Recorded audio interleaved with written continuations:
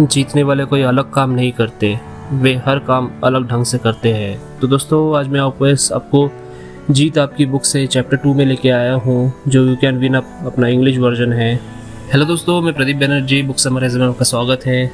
जैसे हम लोगों ने लास्ट वीडियो में बात की थी कि हमारा नज़रिया इम्पोर्टेंट क्यों होता है, इम्पोर्टेंस ऑफ एटीट्यूड में हम लोगों ने बात किया था। एटीट्यूड के अंदर हम लोगों ने पॉजिटिव एटीट्यूड, नेगेटिव एटीट्यूड दोनों देखा था, दोनों में क्या फ़र्क होता है वो हमने जाना था।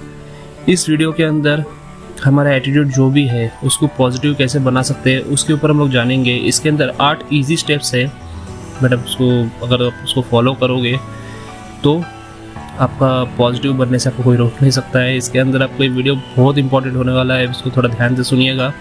अगर आपने एक बार वीडियो देख लिया उसके बाद आप वीडियो को जस्ट आँख बंद करके सुनिएगा तो आपको इसके अंदर काफ़ी सारी चीज़ें क्लियर हो जाएगी धीरे धीरे। तो चलिए दोस्तों, जो 8 स्टेप है वो शुरू करते हैं। पॉजिटिव एटीट्यूड के लिए बनाने के लिए उनके उसूलों से वाकिफ़ होना होगा। पॉजिटिव एटीट्यूड कायम रखने के लिए इच्छा पैदा करनी होगी। इन उसूलों को अमल में लाने के लिए डिसिप्लिन और डेडिकेटेड होना होगा। तो दोस्तों इसके अंदर 8 स्टेप है एटीट्यूड चेंज करने के लिए। अगर हम अपना पॉजिटिव एटीट्यूड बनाना और कायम रखना चाहते हैं तो हमको सावधानीपूर्वक एक कदम उठाने पड़ेंगे। पहला step, change focus, look for the positive. हमें अच्छी चीज़ों की खोजी बनना पड़ेगा। हमें ज़िंदगी में सकारात्मक पहलू पर ध्यान देना होगा। किसी इंसान किसी हालत बुरे पहलू के बजाय उसके अच्छे पहलू पर गौर करना शुरू करें।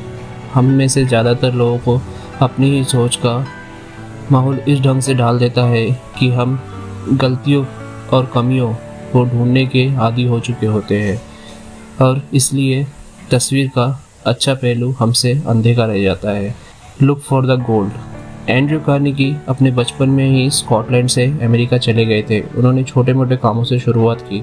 आखिरकार अमेरिका में स्टील बनाने वाली सबसे बड़ी कंपनी के मालिक बन गए। एक ऐसा वक्त आया जब उनके लिए 43 करोड़पति काम करते थे। करोड़ रुपए इस ज़माने में भी बहुत होते हैं, लेकिन सन 1920 के आसपास उसकी बहुत ज़्यादा कीमत थी। किसी ने कार्नेगी से पूछा, आप लोगों से कैसे पेश आते हैं? उन्होंने जवाब दिया, लोगों से पेश आना काफ़ी हद तक सोने की खुदाई करने जैसा होता है। हमको 1 तोला सोना खोद निकालने के लिए कई टन मिट्टी हटानी पड़ती है, लेकिन खुदाई करते वक्त हमारा ध्यान मिट्टी पर नहीं बल्कि सोने पे रहता है। एंड्रयू कार्नेगी के जवाब से एक बहुत महत्वपूर्ण संदेश छुपा हुआ है। हो सकता है किसी इंसान या किसी हालत में कोई अच्छी बात साफ तौर पर ना दिखाई दे रही हो। ऐसी हालत में हमें उसके गहराई में जाकर तलाशना होगा। हमारा मकसद क्या है? सोना तलाशना। अगर हम किसी इंसान या किसी चीज़ की कमियों को ढूंढेंगे तो हम ढेरों कमियों को दिखाई देंगे, लेकिन हमें किस चीज़ की तलाश है? सोने की या मिट्टी की?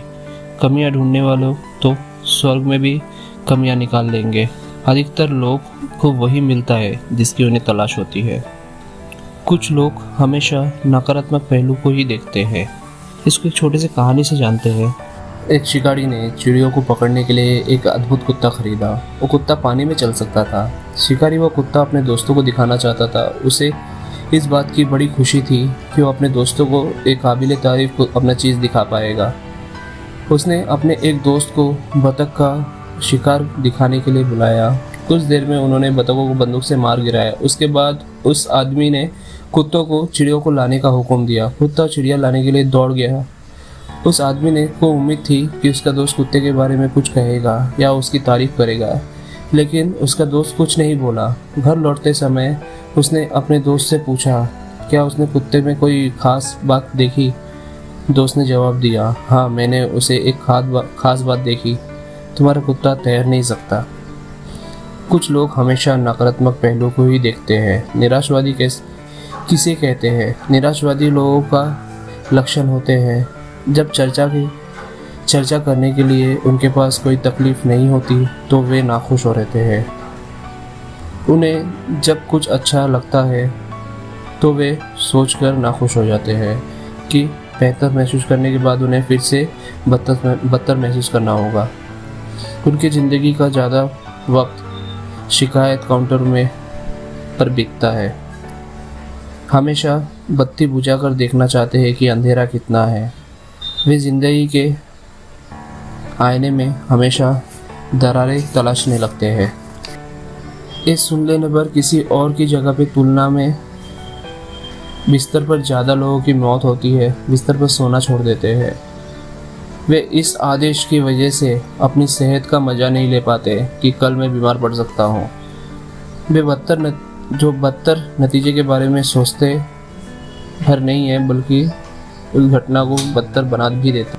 उन्हें चांद में केवल दाग दिखाई देता है। तो दोस्तों, अच्छे पहलू का ध्यान देने का मतलब ये नहीं होता है कि आप कमियों को नज़रअंदाज करें। ये ऑप्टिमिस्ट आपको हर चीज़ को जांच परख के फिर उसको समझने की ज़रूरत है।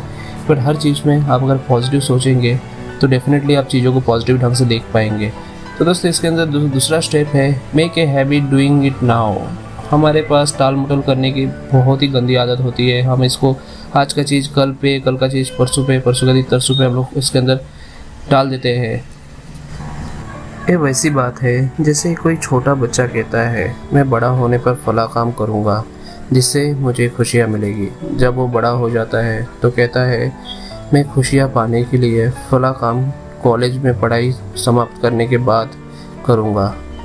जब वो कॉलेज की पढ़ाई समाप्त कर लेता है तो कहता है कि मुझे खुशियाँ पहली नौकरी हासिल होने पर मिलेगी। पहली नौकरी मिलने के बाद वो कहता है कि उसे खुशियाँ शादी के बाद मिलेगी।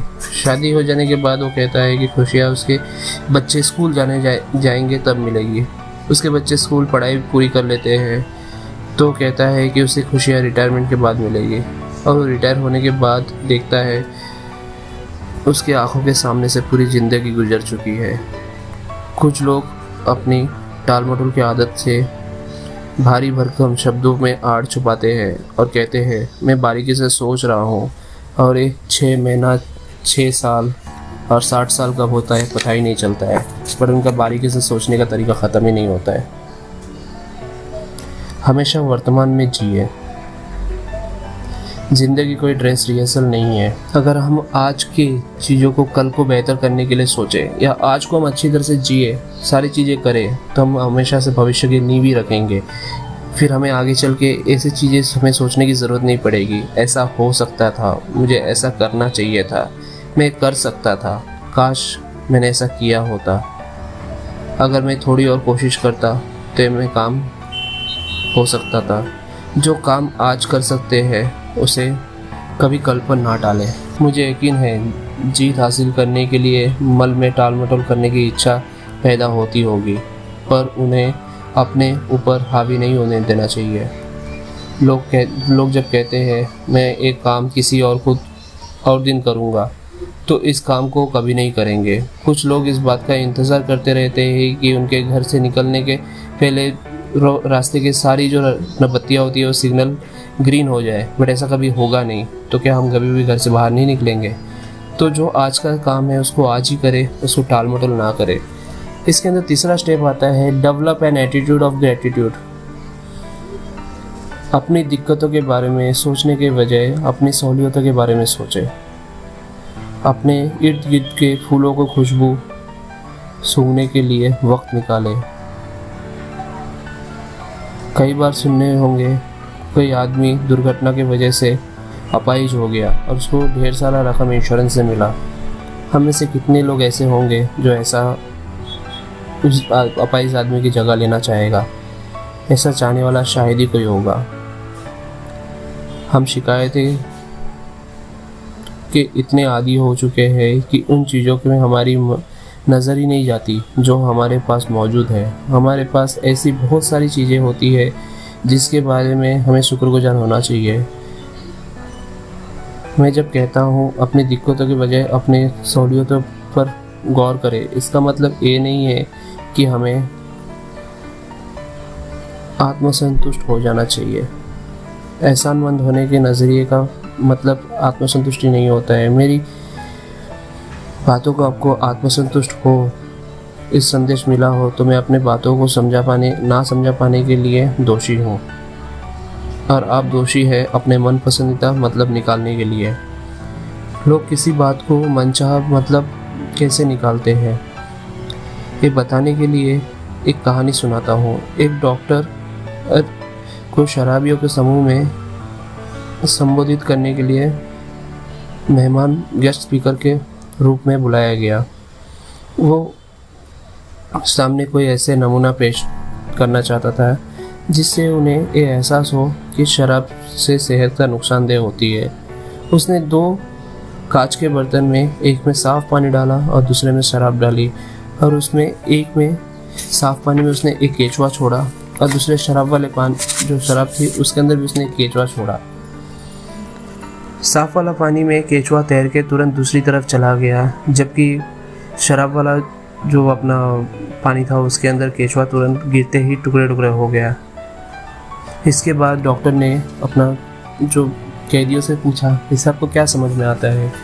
तो उसमें से एक कैदी उठ के जवाब दिया कि शराब पीने से हमारे पेट के जो कीड़े हैं वो मर जाते हैं। इसके अंदर डॉक्टर समझाना कुछ और चाहता था, बट उसके अंदर जो समझ गया वो अपने मन के हिसाब से वो शराबी समझ गया। तो दोस्तों यही चीज़ हमारे में भी होता है। कुछ चीज़ हमारे पास आती है, कुछ सिचुएशन हमारे पास आता है, शायद से सिचुएशन कुछ अलग होती है, चीज़ें कुछ अलग होती है, लोग कुछ अलग कहते हैं, उसको हम अपने मन के हिसाब से ढाल लेते हैं। जो हमें अच्छा लगता है हम उसको वैसे ही फोकस करते हैं, उसी तरह से सुनते हैं, तो एकदम गलत है। हमें एक्चुअल में जो चीज़ चल रहा है, जो चीज़ हो रहा है, जो चीज़ है, उसको उसी तरह से देखना है, उसी तरह से समझना है, उसी तरह से एक्सेप्ट करना है। चौथा स्टेप, लगातार ज्ञान हासिल करने का कार्यक्रम बनाएं। Into a continuous education program. पहले हम लोग एक गलतफहमी दूर करते हैं। जो भी चीज़ हम लोग कॉलेज में, स्कूल में पढ़ते हैं उसी को हम लोग शिक्षा समझ लेते हैं, उसी को हम एजुकेशन समझ लेते हैं और उसी के सहारे हम लोग ज़िंदगी काटने निकल जाते हैं। पर दोस्तों एक्चुअल में ऐसा होता नहीं है, ऐसा कभी भी नहीं होता है। वहाँ पे हमें इंटेलेक्चुअल जो एजुकेशन है हमें सिखाती है, उसके अंदर हम लोग बेस्ड जो अपने को नॉलेज है वो हमें मिलती है। पर उस नॉलेज में शायद से आपको उतने वैल्यूज़ नहीं मिलते हैं जो वैल्यूज़ में आपको तरक्की मिल सके या आपको सक्सेस मिल सके। वो वैल्यूज़ आपको खुद ढूंढनी होती है, खुद आपको हासिल करने रहती है। तो एजुकेशन का पूरा जो चैप्टर है इसके अंदर काफ़ी डिटेल में मैं आपसे बात करूँगा। इसके अंदर बौद्धिक शिक्षा जो इंटेलेक्चुअल एजुकेशन हमारे दिमाग में असर डालती है, जबकि नैतिक शिक्षा वैल्यू बेस्ड एजुकेशन जो हमारे मन में प्रभावित करती है। यदि शिक्षा मन को ट्रेनिंग नहीं देती तो वो खतरनाक हो सकती है। अगर हम अपने दफ्तर, घर, समाज, लोगों के चरित्र का निर्माण करना चाहते हैं तो हमें उन्हें एक स्तर पे नैतिक शिक्षा देनी होगी। ईमानदारी, दया, साहस, दृढ़ता और जिम्मेदारी जैसे बुनियादी गुण विकसित करने वाला शिक्षा बेहद ज़रूरी है। हमें ज़्यादा अक्षर शिक्षा की ज़रूरत नहीं है, बल्कि चरित्र बनाने की शिक्षा की ज़रूरत है। नैतिक स्तर पर शिक्षा आदमी ज़िंदगी में उस आदमी की तुलना में ज़्यादा कामयाबी और तरक्की हासिल कर सकता है जिसे ज़्यादा अच्छी शिक्षा मिली हो। पर जिसके पास नैतिकता की पूंजी बिल्कुल ना हो उसको कुछ नहीं मिलेगा। असली शिक्षा आदमी के दिल और दिमाग दोनों को ट्रेनिंग देती है। एक अनपढ़ चोर शायद मालगाड़ी का सामान ही चुराएगा, पर पढ़ा लिखा चोर रेल की पूरी पटरी उड़ा ले जाएगा। हमें ग्रेड नहीं बल्कि ज्ञान और बुद्धिमत्ता हासिल करने के लिए जोड़ लगानी चाहिए। तथ्यों को जानने के लिए ज्ञान हासिल होता है, ज्ञान शक्ति नहीं है। Knowledge is not a power. हमें अक्सर बताया जाता है कि ज्ञान शक्ति है, लेकिन यह असलियत नहीं है। ज्ञान महज जानकारी का नाम है। ज्ञान में शक्ति बनने की क्षमता है और ये तभी बन सकता है जब इसका हम इस्तेमाल किया जाए। एक इंसान पढ़ना नहीं जानता था, दूसरा पढ़ना जानते हुए भी नहीं पढ़ता था। दोनों में क्या फ़र्क है? बेन फ्रैंकलिन के मुताबिक कोई ख़ास फ़र्क नहीं है। सीखने और खाने में काफ़ी समानताएं होती है। अहम बात ये होती है कि हमें कितना खाया, बल्कि अहम बात ये होती है कि हमने कितना पचाया। सच ये है कि ज्ञान में एक शक्ति छुपी है, पर असली शक्ति बुद्धिमत्ता है। शिक्षा के कई रूप होते हैं। इसका मतलब केवल ग्रेड और डिग्री करना नहीं होता है। शिक्षा के दायरे में सारी बातें शामिल होती है। अपनी शक्ति को बढ़ाना, आत्मानुशासन सीखना, दूसरों के बातों में ध्यान से सुनना, सीखने की गहराई से इच्छा होना,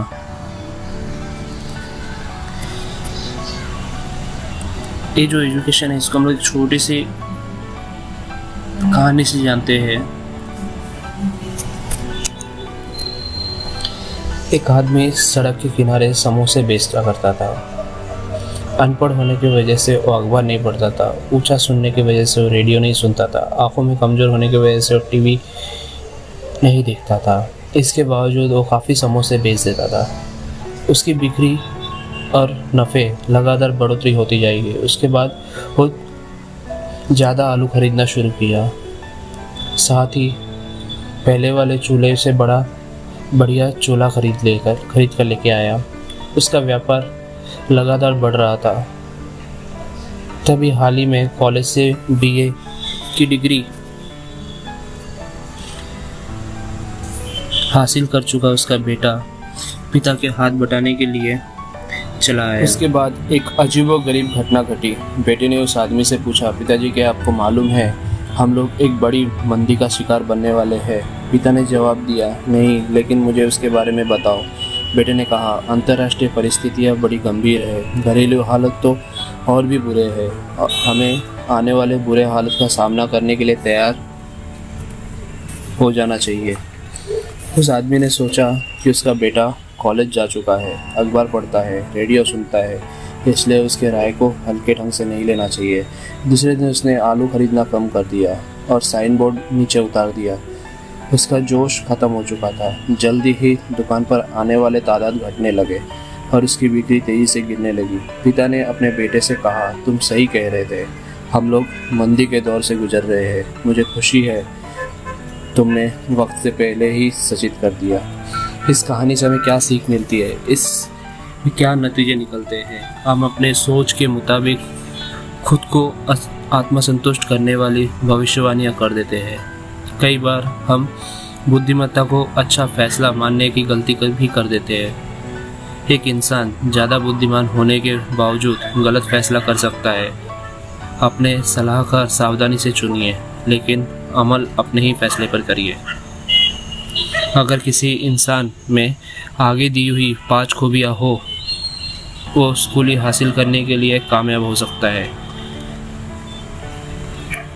चरित्र, कमिटमेंट, कन्विक्शन, कर्टसी, करेज। कई लोग ज़्यादा ज्ञानी हैं, उन्हें चलता फिरता इंसाइक्लोपीडिया माना जाता है, पर दुख इस बात की है इतने ज्ञान होने के बावजूद वो नाकामी की ज़िंदगी ही जीते हैं। समझदारी का मतलब किसी हुनर को तेज़ी से सीखना होता है। हुनर, अवगता, क्षमता, योग्यता और सीखे हुए हुनर को अमल लाने के लिए इच्छा, ये दोनों बातें शामिल होती है। इच्छा व नज़रिया है किसी हुनरमंद इंसान को क्षमतावान बनाता है। बहुत से लोग हुनरमंद तो होते हैं, लेकिन वो उसके ऊपर एक्शन नहीं लगते हैं, इसलिए वो कुछ कर नहीं पाते हैं। शिक्षित होने का मतलब क्या है? हमें शिक्षित किसे मानना चाहिए? पहले वे रोज़ाना आने वाले हालत का सामना सही ढंग से करते हैं और वे हालत से सामना होने से सही निर्णय लेते हैं, सही कदम उठाते हैं। दूसरे, जो दूसरों के साथ व्यवहार में बड़ापन दिखाते हैं, दूसरों के अप्रिय व्यवहार को भी बातों में बुरा नहीं मानते, अपने सहयोगियों के साथ उतने भले होते हैं जितना कि एक इंसान हो सकता है, और आगे वे अपनी खुशियों पर काबू रखते हैं और कठिनाइयों को अपने ऊपर हावी नहीं होने देते और कठिन परिस्थितियों में मुकाबला एक बहादुर इंसान की तरह करते हैं। ये जो इंसानी फितरत है। और सबसे बड़ी बात है कि जो लोग सफलता मिलने के बिगड़ते नहीं, वो अपनी असलियत से मुंह नहीं मोड़ते। साथ भी बुद्धिमान और धीरे गंभीर व्यक्ति की तरह दृढ़ता से जमीन पर पैर जमाए रखते हैं। तुक्के से मिली अच्छी चीज़ों पर खुश होने के बजाय जन्म से मिली काबिलियत और बुद्धि से प्राप्त कामयाबी पर खुश होते हैं। खुश होने की ऐसी प्रवृत्ति उनकी बचपन से ही होती है। जिन लोगों के चरित्र में इनमें से एक दो नहीं बल्कि सारे गुण हैं, उन्हें हम पूर्ण शिक्षित कहेंगे। What is a board based education? एक जंगल में कुछ जानवरों ने स्कूल शुरू करने का फैसला किया। छात्रों में से छात्रों में एक चिड़िया, एक गिलहरी, एक मछली, एक कुत्ता, एक खरगोश और एक दिमागी तौर पर कमजोर ईल मछली शामिल थी। पाठ्यक्रम तय होने के बाद एक बोर्ड बनाया गया। बोर्ड में तय किया गया है कि छात्रों को बहुमुखी शिक्षा दी जाएगी। उन्हें उड़ना, पेड़ पर चढ़ना, तैरना, बिल खोदना सिखाया जाएगा। हर जानवर को सभी तालीम हासिल करने के लिए पाबंदी थी। चिड़िया उड़ान भरने पे माहिर थी, उसे इस विषय में ए ग्रेड हासिल किया, लेकिन जब बिल खोदने की बारी आई तो वो अपने चोंच पंख तोड़ बैठी और असफल साबित होने लगी। इस नाकामी का असर उस पर ऐसा पड़ा कि उड़ान में भी उसको सी ग्रेड मिलने लगे। पेड़ पर चढ़ने और तैरने में वो फेल हो गई। गिलहरी पेड़ पर चढ़ने में काफ़ी खुशहाल थी, लेकिन वो तैरने में असफल हुई। मछली सबसे अच्छी तैराक थी, लेकिन वो पानी से बाहर निकल ही नहीं सकती थी, इसलिए बाकी सभी विषयों में फेल हो गई। कुत्ता स्कूल गया ही नहीं, उसने फीस भी जमा नहीं की और प्रबंधकों के इस बात को लेकर झगड़ता रहा कि पाठ्यक्रम में भौंकना भी शामिल किया जाए। खरगोश को बिल खोदने में ए ग्रेड मिला, लेकिन उसे पेड़ पर चढ़ना एक बहुत बड़ी समस्या थी। वो बार बार असफल हो रहा था। एक दिन जमीन पर इस प्रकार बुरी तरह से गिरा कि उसके ब्रेन डैमेज हो गई। वो बच तो गया, लेकिन उसके दिमाग पर ऐसा असर पड़ा कि उसके बिल खोदने से भी दिक्कत होने लगी और उसे इस विषय से भी सी ग्रेड मिलने लगा। आखिरकार दिमागी तौर पर बीमार इल, जिसने हर काम को आधे अधूरे ढंग से किया, कक्षा में सबसे उत्तम छात्रा घोषित कर दिया गया। बोर्ड खुश था कि छात्रा बहुमुखी शिक्षा मिल रही है। सही मायने में बहुमुखी शिक्षा छात्रों की जिंदगी के लिए नहीं, इस ढंग से तैयार करती है जिससे मौजूद किसी क्षेत्र में विशेष संबंधी योग्यता और क्षमता की बरकरार रहे। तो दोस्तों, इस कहानी के अंदर हमें ये चीज़ पता है, जो हमारा एक खुद का कुछ अपना पावर होता है, हर बंदे के अंदर एक खुद का एक अपना कुछ उसके अंदर रहता है। ठीक है, ऐसे एजुकेशन सिस्टम की वजह से हम वो चीज़ खो देते हैं। बचपन में हम लोग बहुत कुछ सोचते हैं, मैं ये चीज़ करूँगा, वो चीज़ करूँगा, बड़े होते होते सारा चीज़ ख़त्म हो जाता है। We all are gifted with some strength. Harming bird का वजन 1 तोला के 10वें हिस्से के बराबर होता है। वजन इतना कम होने की वजह से वो काफ़ी मुश्किल किस्म की कलाबाजियाँ भी कर सकती है। वो अपने पंख को केवल 1 सेकंड में 75 बार फड़फड़ा सकती है। अपनी इस खूबी की वजह से हार्मिंग बर्ड उड़ान भरते समय तरह तरह के फूलों को मधु को पी सकती है, पर वो हवा में ऊंची उड़ान भरने, तैरने या छलांग मारने में असमर्थ होती है। दूसरी ओर शुतुरमुर्ग का वजन लगभग 300 पाउंड होता है। वो दुनिया का सबसे बड़ा पक्षी है, पर उड़ान नहीं भर सकता, लेकिन उसके पैर इतने मजबूत होते हैं कि 50 मील प्रति घंटा रफ्तार से दौड़ सकता है और 12-15 फीट लंबे कदम भर सकता है। ज्ञानता, इग्नोरेंस।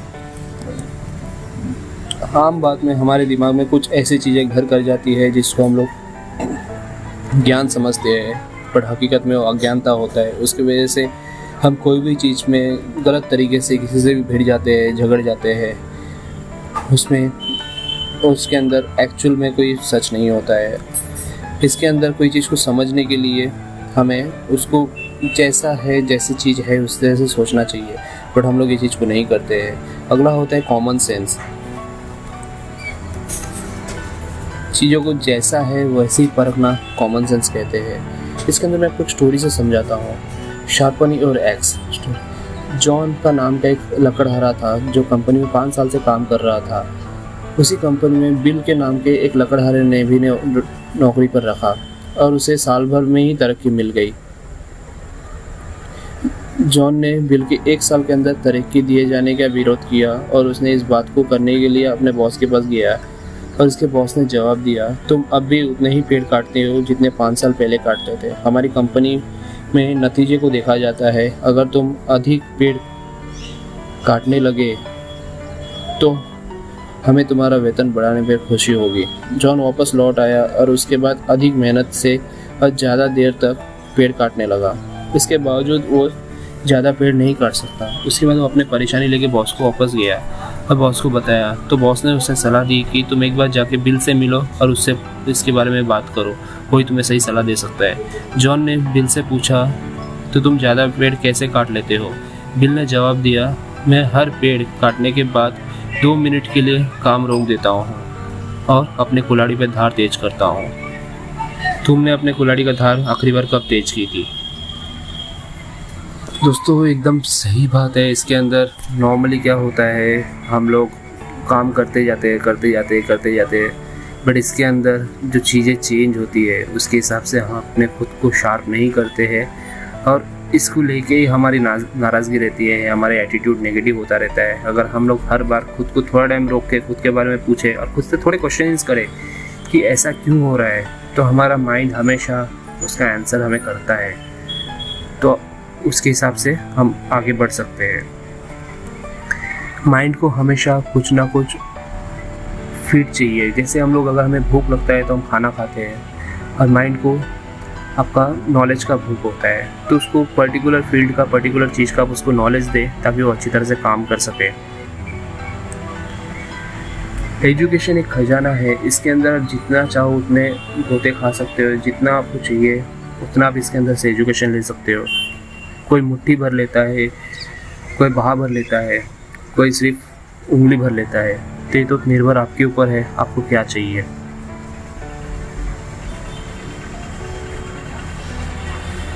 इसके अंदर दोस्तों 5वां स्टेप होता है build a positive self steam.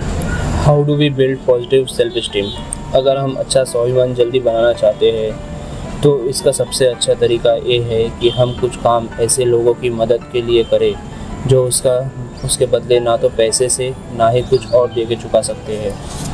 कुछ साल पहले मैंने कैदियों को नज़रिया और आत्मसम्मान विकसित करने के तरीके सिखाने के लिए एक कार्यक्रम चला रहा था। उस दौरान मैंने कुछ हफ्तों में ही इतना कुछ सीखा जितना कि मैं सालों में नहीं सीख सका। 2 सप्ताह तक मेरे कार्यक्रम में भाग लेने के बाद एक कैदी ने मुझसे रोककर कहा, शिव, मैं कुछ ही हफ्तों में जेल से रिहा होने वाला हूँ। मैंने उससे पूछा कि उसने नज़रिया बताओ, कार्यक्रम से क्या सीखा है? तो कुछ देर सोचता रहा, फिर उसके बाद वो कहा कि अब मैं अपने बारे में अच्छा महसूस कर रहा हूँ। मैंने कहा, मेरे लिए इस अच्छा शब्द का कोई मायने नहीं है, मुझे ये बताओ कि तुम्हारे व्यवहार का में क्या ख़ास बदलाव आया है। दरअसल मेरा मानना यह है कि यदि सीखने वाले के व्यवहार में बदलाव ना आए तो ये नहीं माना जा सकता है कि उसने वास्तव में ही सीखा है। उस कैदी ने मुझसे कहा कि अब वो बाहर हर रोज़ बाइबल पढ़ता है। तब मैंने उससे पूछा कि बाइबल पढ़ने से उस पर क्या असर पड़ा है, तो उसने जवाब दिया कि मैंने अब वो खुद अपने साथ और दूसरों के साथ बेहतर महसूस करता है। ऐसा उसने पहले कभी महसूस नहीं किया है।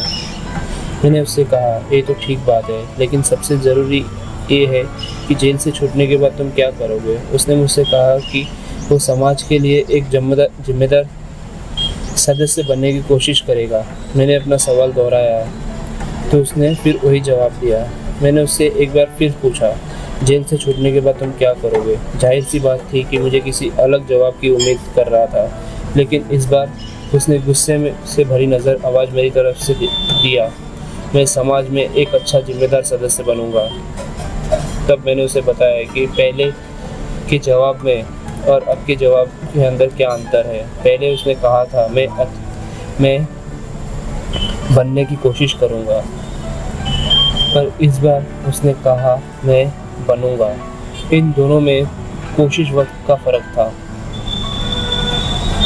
हम कोई काम करते हैं या नहीं करते हैं, वो कोशिश शब्द उसकी जेल वापसी के लिए दरवाज़ा खुला रखता है। हमारी बातचीत सुन रहे दूसरे कैदी ने मुझसे पूछा, शिव, क्या तुम्हें ये सब करने के लिए क्या मिलता है? मैंने उससे कहा, मुझे यहाँ पर जो भावनात्मक संतुष्टि मिल रही है वो पैसे से ज़्यादा कीमती है।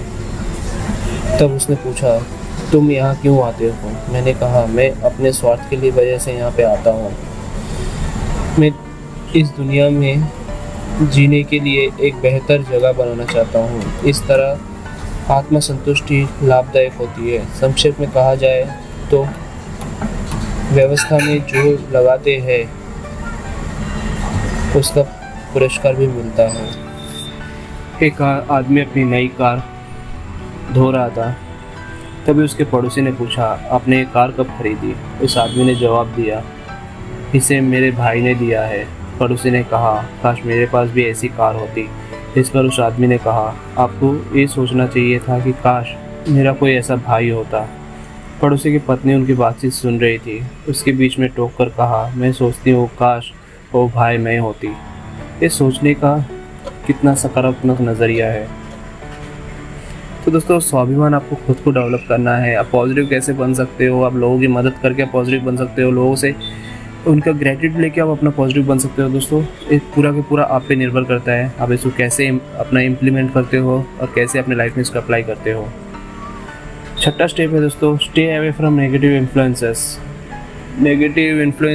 नेगेटिव पीपल, इसके अंदर बहुत बड़ा ये है। लास्ट वीडियो में मैंने आपको बताया था, हमारे पास इसके अंदर काफ़ी सारे रास्ते हैं जो हम लोग धीरे धीरे नेगेटिव होते जाते हैं। बचपन से हम लोग चीज़ें देखते हैं, उसी से हम लोग हमारा राय बनने लगती है। इसके अंदर बहुत बड़ा जो है, एक तो जो हमारा नशीले पदार्थ जो मिलते हैं, सिगरेट, अल्कोहल और जो दूसरे ड्रग्स, इसके वाला पोर्नोग्राफी होती है। तो इस नेगेटिव टेलीविज़न प्रोग्राम्स होते हैं, उसमें चलते हुए ऐड होते हैं।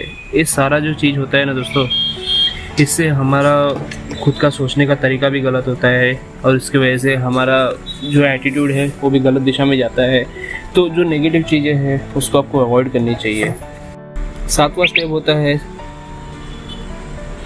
ज़रूरी कामों को पसंद करने की आदत डालें।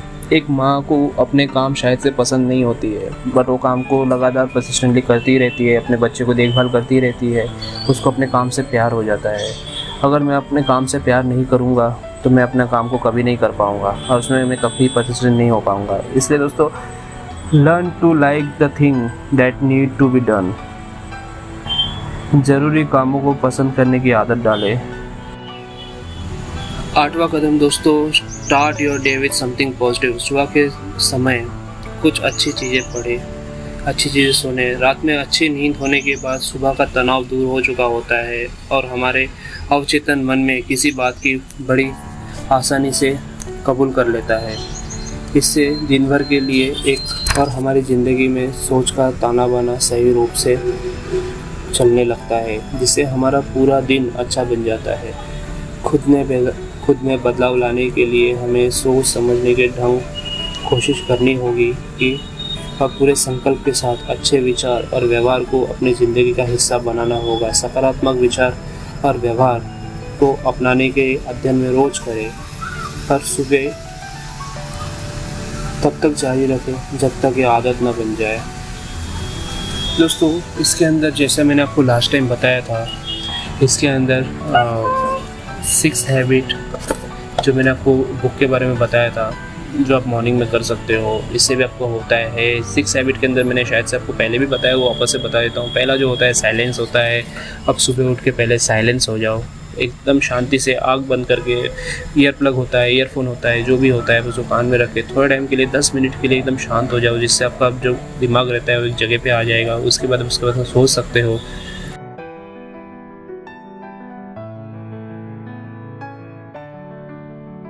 तो दोस्तों, इसके अंदर जो 6 जो हैबिट थी, इसके अंदर अफर्मेशन है, साइलेंस है, आपका एक्सरसाइज है, आपका रीडिंग है, आपका स्क्राइबिंग है। ये सारा चीज़ दोस्तों आप सुबह 1 घंटे के अंदर कर सकते हो, जिसके अंदर आप देखोगे आपके बॉडी के अंदर इतना सारा आपको एनर्जी मिलेगा कि आपका पूरा दिन बहुत ही पॉजिटिवली, बहुत ही एनर्जेटिक आपको गुजरेगा और आपके दिमाग में नए नए अच्छे थॉट आपको आने लगेंगे।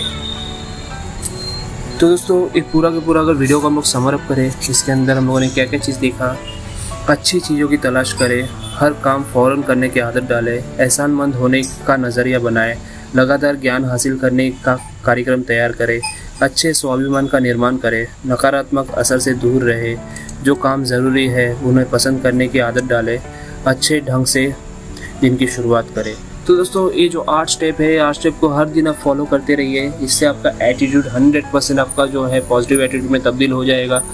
इसके बाद आपको जो लोगों से बात करोगे, तो लोगों से जो काम करोगे, आपका काम में फोकस होगा। आपका जो भी काम कर रहे हो, रिलेशन हो, वर्क हो, जहाँ पे भी हो वहाँ पे आपका फोकस होगा। इससे आपको बहुत ही अच्छा एक ऊर्जा मिलेगी और आपको बहुत ही ज़्यादा सक्सेस मिलेगा। तो दोस्त इसी बात से हम लोग ये वीडियो को समअप करते हैं।